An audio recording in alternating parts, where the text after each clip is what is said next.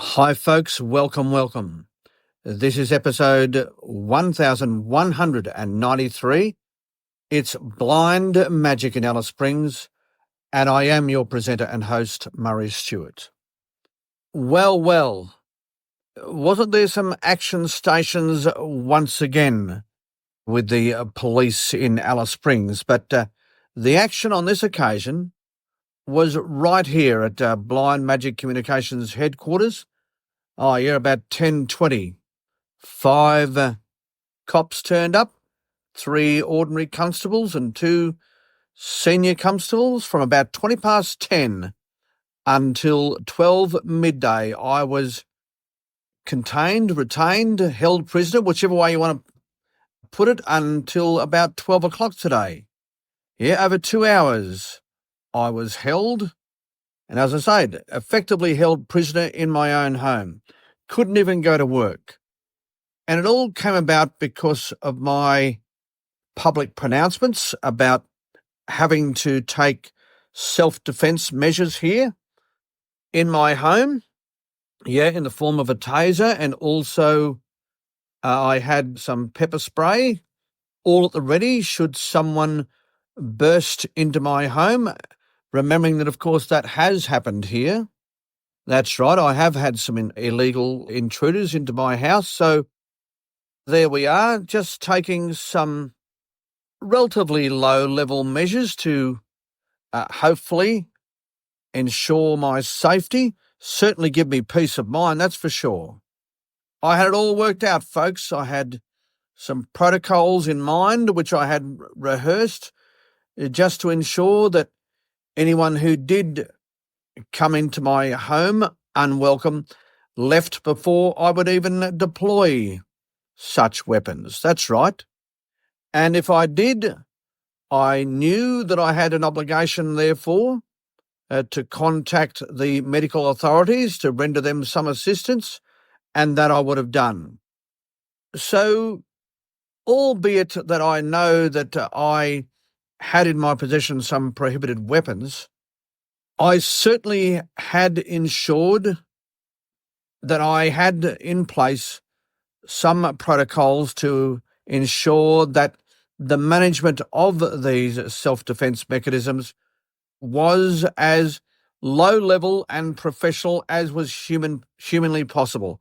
The whole objective was effectively to save my life. And if I can say that's as absolute as I can say it, to save my life. Because as you know, if you have been listening to these episodes, I do have scar tissue on my brain that does cause life-threatening seizures, and I'm certain that if I do receive a blow to the head, that one of these seizures would return and threaten my life. Not so much would return, but would occur and threaten my life. So these self-defense weapons, if you will, were purchased quite consciously by me in order to protect my life.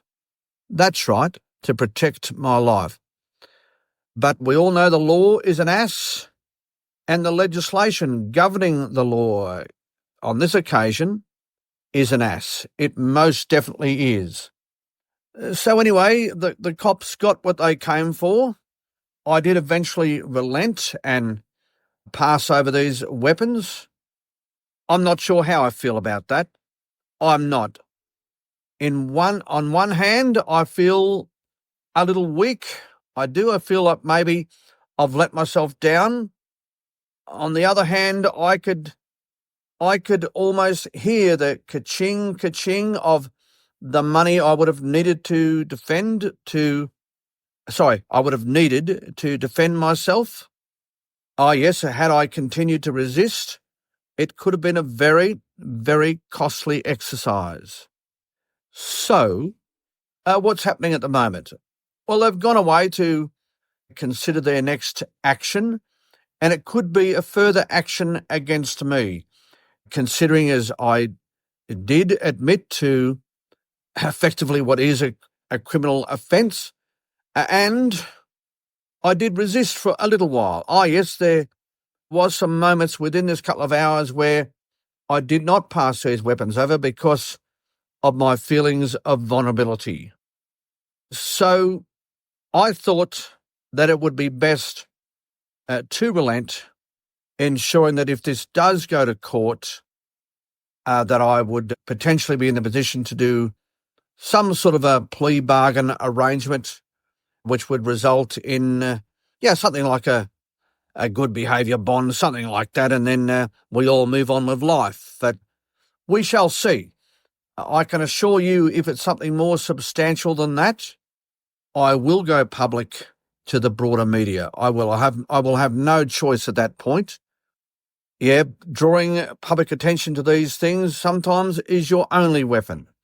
And the aim would be to alert the politicians who ultimately govern this act to bring about some changes that would bring a level of common sense in situations like mine and like others in similar situations who are vulnerable and who need some protection at home, but who would, I would hope, if there are some amendments made, be given some exemptions under the Act because of their circumstances. Yes, that's what I would be seeking to draw attention to and hopefully achieving. Yeah, that's right. The law is an ass, and the first casualty of these acts, unfortunately, as they stand, is common sense. And as you know, I am about the common sense revolution.